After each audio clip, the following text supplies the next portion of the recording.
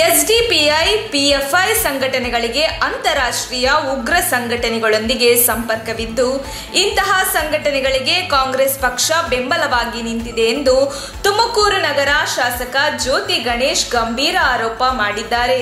ತುಮಕೂರು ನಗರದ ಖಾಸಗಿ ಹೋಟೆಲ್ನಲ್ಲಿ ನಡೆದ ಪತ್ರಿಕಾಗೋಷ್ಠಿಯಲ್ಲಿ ಮಾತನಾಡಿದ ಅವರು, ಕೆಲವು ದಿನಗಳ ಹಿಂದೆ ಶಿವಮೊಗ್ಗ ನಗರದ ಹಿಂದೂ ಪರ ಸಂಘಟನೆಯ ಕಾರ್ಯಕರ್ತ ಹರ್ಷ ಹತ್ಯೆಯ ಆರೋಪಿಗಳನ್ನು ಬಂಧಿಸುವ ಮೂಲಕ ಮುಖ್ಯಮಂತ್ರಿ ಬಸವರಾಜ ಬೊಮ್ಮಾಯಿ ನೇತೃತ್ವದ ಸರ್ಕಾರವು ಜನರಲ್ಲಿ ವಿಶ್ವಾಸ ಮೂಡಿಸಿದೆ ಎಂದರು.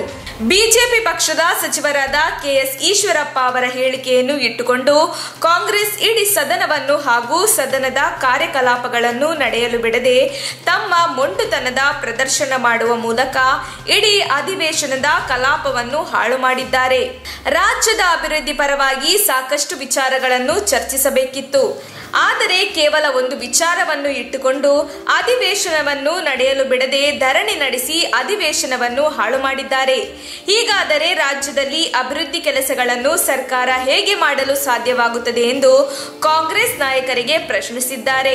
ಜನ ವಿರೋಧಿ, ಸದನ ವಿರೋಧಿ, ಭಯೋತ್ಪಾದಕರ ಮತ್ತು ಉಗ್ರರ ಪರ ಇರುವ ಕಾಂಗ್ರೆಸ್ ಪಕ್ಷದ ವಿರುದ್ಧ ಇದೇ 27 ಮತ್ತು 22ರಂದು ರಾಜ್ಯಾದ್ಯಂತ ದೊಡ್ಡ ಮಟ್ಟದ ಹೋರಾಟ ಹಮ್ಮಿಕೊಂಡಿದ್ದೇವೆ ಎಂದರು. ಎಸ್ಡಿಪಿಐ ಪಿಎಫ್ಐ ಸಂಘಟನೆಗಳು ಕಾಂಗ್ರೆಸ್ ಪಕ್ಷದ ಕೂಸು. ಕಾಂಗ್ರೆಸ್ನ ಮಾಜಿ ಮುಖ್ಯಮಂತ್ರಿ ಸಿದ್ದರಾಮಯ್ಯ ಅವರು ಈ ಸಂಘಟನೆಗಳ ವಿರುದ್ಧ ಇಂಥ ಪ್ರಕರಣಗಳನ್ನು ಹಿಂದಕ್ಕೆ ಪಡೆದಿದ್ದಾರೆ. ಇದರಿಂದ ಈ ಸಂಘಟನೆಗಳು ಹೆಚ್ಚು ಸಕ್ರಿಯವಾಗಿದೆ ಎಂದು ಆರೋಪಿಸಿದರು.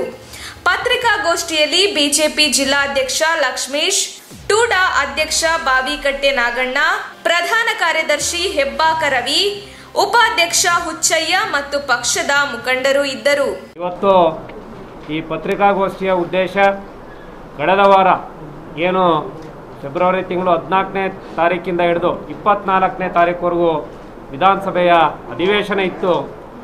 ಅದು ಕೇವಲ 1-2 ದಿವಸ ನಡೆದು ಮಿಕ್ಕಿದ ದಿವಸ ಎಲ್ಲನೂ ಕೂಡ, ಯಾಕಂದರೆ ಇವತ್ತವರೆಗೂ ನಡಿಬೇಕಿತ್ತು ವಿಧಾನಸಭೆ. ಸಾಕಷ್ಟು ಘನವಾದಂಥ, ಮಹತ್ವಕರವಾದಂಥ, ಜನಪರವಾದಂಥ ಒಂದು ವಿಚಾರಗಳು ಚರ್ಚೆ ಆಗಬೇಕಿತ್ತು.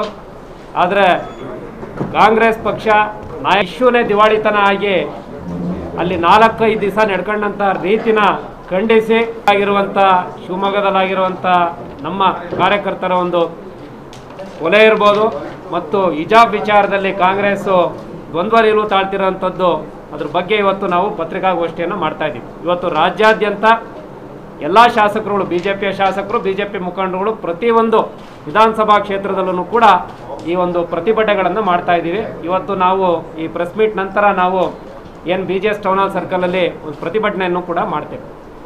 ನಮಗೆಲ್ಲ ಗೊತ್ತಿರೋ ಹಾಗೆ ಈ ಸೆಷನ್ನಲ್ಲಿ ಕಾಂಗ್ರೆಸ್ ಯಾವ ರೀತಿ ಬಾಲಿಶವಾಗಿ ವರ್ತಿಸ್ತು ಅನ್ನೋದಕ್ಕೆ ನಾನೇ ಸಾಕ್ಷಿ ಇದ್ದೆ. ಇಶ್ಯೂನೇ ಇಲ್ಲ. ಈಶ್ವರಪ್ಪನವರು ಯಾವುದೋ ಒಂದು ಹೇಳಿಕೆ ಅವರು ನೇರವಾಗಿ ಕೊಟ್ಟಿದ್ದಂತಲ್ಲ, ಇಂಟ್ರಾಕ್ಷನಲ್ಲೆಲ್ಲೋ ಬಂತು, ಏನೋ ಹೇಳಿದ್ರು, ಅದೆಲ್ಲ ಇಶ್ಯೂನೇ ಅಲ್ಲ. BJP ಪಕ್ಷ ರಾಷ್ಟ್ರಧ್ವಜಕ್ಕೋಸ್ಕರ 1951ನಲ್ಲಿ ಜನಸಂಘ ಸ್ಥಾಪನೆ ಆಗಿರೋವಂಥದ್ದು ಇಶ್ಯೂನೂ ನಮ್ಮ ಬಾವುಟ ಇದೆ. ಅದರಲ್ಲಿ ಅವತ್ತೇನು ಶ್ಯಾಮಾ ಪ್ರಸಾದ್ ಮುಖರ್ಜಿಯವರ ಒಂದು ಏನು ಹತ್ಯೆ ಆಯಿತು ಕಾಶ್ಮೀರದಲ್ಲಿ, ಮೂಲ ಉದ್ದೇಶ ಅವತ್ತು ಕಾಶ್ಮೀರದಲ್ಲಿ 2 ಬಾವುಟ, 2 ಪ್ರಧಾನಮಂತ್ರಿ, 2 ಕಾನ್ಸ್ಟಿಟ್ಯೂಷನ್ ಇದ್ದಂಥದ್ದು ಅವತ್ತು ಖಂಡಿತವಾಗಿಯೂ ಅವತ್ತಿಂದನೂ ಕೂಡ BJPಯ ಮೂಲ ಮಂತ್ರ ಅದು. BJP ಫೌಂಡೇಶನ್ನೇ ಜನಸಂಘ ಏನಿತ್ತು ಅವತ್ತು ರಾಷ್ಟ್ರಧ್ವಜಕ್ಕೆ ಅವತ್ತು ರೆಸ್ಪೆಕ್ಟ್ ಇಲ್ಲ ಕಾಶ್ಮೀರದಲ್ಲಿ ಅಂತ ಅವತ್ತಿಂದ ಎತ್ತಿಡ್ಕೊಂಬಂದಿರೋಂಥದ್ದು. ಮತ್ತು ಈದ್ಗಾ ಮೈದಾನದಲ್ಲಿ ಏನು ಗೋಲಿಬಾರ್ ಮಾಡಿಸಿದ್ರು ಇದೇ ಪಕ್ಷ, ಅವತ್ತು BJPಯಲ್ಲಿ ಬಾವುಟ ಆರ್ಸಕ್ಕೆ ಹೋಗಿದ್ರು. ಮತ್ತು ಕಾಶ್ಮೀರದಲ್ಲಿ ಲಾಲ್ ಚೌಕ್ನಲ್ಲಿ ಅವತ್ತು ಮುರಳಿ ಮನೋಹರ್ ಜೋಶಿ ಅವ್ರ ನೇತೃತ್ವದಲ್ಲಿ ಅವತ್ತೇನು ಒಂದು ಬಾವುಟ ಆರಿಸಿದ್ದು ರಾಷ್ಟ್ರಧ್ವಜದ ಸರ್, ಖಂಡಿತವಾಗಿ ವಾತಾವರಣ ಸೃಷ್ಟಿಯಾಗಿದೆ ಅಲ್ಲಿಂದ ಅಲ್ಲ.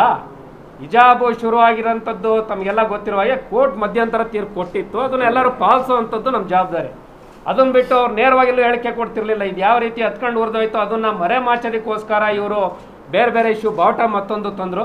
ಅಲ್ಲಿರುವಂಥ ಕಾರ್ಯಕರ್ತರುಗಳು ಮನಸ್ಸಿಗೆ ಬಂದಂಗೆ ಸ್ಟೇಟ್ಮೆಂಟ್ ಕೊಡೋಕ್ಕೆ ಶುರು ಮಾಡಿದ್ರು. ಕಾಂಗ್ರೆಸ್ನ ಮುಖಂಡರುಗಳು ಮನಸ್ಸಿಗೆ ಬಂದಂಗೆ ಸ್ಟೇಟ್ಮೆಂಟ್ಗಳು ಶುರು ಮಾಡಿದ್ರು. ಅವ್ರ ಕಡೆನೇ ಪ್ರಚೋದನೆ ಮಾಡಿ PFI SDPIನ ಕೆಲವು ಮುಖಂಡರುಗಳು ಕೊಟ್ಟಂಥ ಸ್ಟೇಟ್ಮೆಂಟ್ಗಳು ಈ ಒಂದು ಮಟ್ಟಕ್ಕೆ ಬೆಳ್ಕೊಂಡು ಶಿವಮೊಗ್ಗದಲ್ಲಿ ನಮ್ಮ ಕಾರ್ಯಕರ್ತನ ಕಗ್ಗೊಲೆ ಆಗೋದಕ್ಕೆ ಇದು ಮುಖ್ಯ ಕಾರಣ ಅಂತ ನಾವು ಆಪಾದನೆ ಮಾಡ್ತೀವಿ. ಸರ್, ಈಗ PFI ಸಂಘಟನೆಗಳ ಬಗ್ಗೆ ಪದೇ ಪದೇ ಬಿಜೆಪಿ ಅವರು ಮಾತಾಡ್ತಾನೆ ಇದ್ದೀರಾ, ಆದರೆ ನಿನ್ನೆ ಸರ್ಕಾರ ನಿಷೇಧ ಮಾಡಕ್ಕೆ ನಿಮಗಿರೋ ಸಮಸ್ಯೆ ಏನು? ಸರ್ ನೋಡಿ, ಈಗ ನಮ್ಮ ಹೋಮ್ ಮಿನಿಸ್ಟರ್ ಆದಂಥ ಅರಗ ಜ್ಞಾನೇಂದ್ರ ಅವರು ತಮಗೆ ಗೊತ್ತಿದೆ, ಪೂರ್ಣ ಪೊಲೀಸ್ ಇಲಾಖೆಗೆ ಸ್ವಾತಂತ್ರ್ಯ ಕೊಟ್ಟಿದ್ದಾರೆ. ಯಾವ ರೀತಿ ಇನ್ವೆಸ್ಟಿಗೇಟ್ ಮಾಡಬೇಕು, ಕೆಲವೆಲ್ಲ ಇದು ರಾಷ್ಟ್ರೀಯ ಭದ್ರತೆ ದೃಷ್ಟಿಯಿಂದನೂ ತೊಂದರೆ ಇರೋದ್ರಿಂದ ನ್ಯಾಷನಲ್ ಇನ್ವೆಸ್ಟಿಗೇಷನ್ ಏಜೆನ್ಸಿನೂ ಕರ್ನಾಟಕದಲ್ಲಿ ವಿಶೇಷವಾಗಿ ಸಾಕಷ್ಟು ತನಿಖೆಗಳನ್ನ ಮಾಡಿದೆ, ಎಲ್ಲದಕ್ಕೂ ಕೂಡ ಲಿಂಕ್ ಇದೆ ಅನ್ನೋದನ್ನು ಕೂಡ ಅದನ್ನು ತೋರಿಸಿದ್ದಾರೆ. ಪೊಲೀಸ್ಗೆ ಇವತ್ತು ಪೂರ್ಣ ಅಧಿಕಾರ ಕೊಟ್ಟಿದ್ದಾರೆ. ಯಾವ ರೀತಿ ಇಂಥ ಆ್ಯಂಟಿ ನ್ಯಾಷನಲ್ ಎಲಿಮೆಂಟ್ಸ್ನ ಇವತ್ತು ಮಟ್ಟ ಹಾಕಬೇಕು ಅಂತ ಇವತ್ತು ನಾವು ನಮ್ಮ ಹೋಮ್ ಮಿನಿಸ್ಟ್ರನ್ನ ಮತ್ತು ಪೊಲೀಸ್ ಇಲಾಖೆನ ಇವತ್ತು ನಮ್ಮದೇ ಸರ್ಕಾರದಿಂದ ನಾವು ಪೂರ್ಣವಾಗಿ ಸಮರ್ಥವಾಗಿ ಅವರು ಎದುರಿಸ್ತಾ ಇದ್ದಾರೆ, ಅದು ಫೇಸ್ ಮಾಡ್ತಿದ್ದಾರೆ. ಆದರೆ ನೀವು ಬೆಳಗ್ಗೆದ್ದು ಕುಚೇಷ್ಟೆ ಮಾಡ್ಕೊಂಡು ಹೋದ್ರೆ ಸರ್ 8 ಜನ ಪೊಲೀಸ್ ಎಲ್ಲಿ ಯಾರಿಗೆ ಏನು ಕೊಡ್ಬೋದು ತಾವೇ ಯೋಚನೆ ಮಾಡಿ. ಎಷ್ಟೋ ರೇಷಿಯೋ ಇದೆ ಸರ್. ಸಂಘಟನೆ ಒಂದು ನಿಷೇಧ ಮಾಡಿದ್ರೆ ಇನ್ನೊಂದು ರೂಪದಲ್ಲಿ ಅದು ಉದ್ಭವ ಆಗಿ ಬರ್ತದೆ ಬೇರೆ ಹೆಸರಿನಲ್ಲಿ. ಅದನ್ನ ಕೂಲಂಕುಷವಾಗಿ ನ್ಯಾಷನಲ್ ಇನ್ವೆಸ್ಟಿಗೇಷನ್ ಏಜೆನ್ಸಿಯವರು ಇದನ್ನು ಮಾಡಿ ಇವ್ರಿಗೆಲ್ಲ ಇವರು ಇಲ್ಲಿರುವಂಥ ಸುಮ್ಮನೆ ಇಲ್ಲಿ ಯಾವುದೋ ಒಂದು ಜಾತಿಗೂ ಕೂಡ ಮಸಿ ಬಳಿತಾ ಇದ್ದಾರೆ ಈ ಒಂದು ಸಂಘಟನೆಗಳು.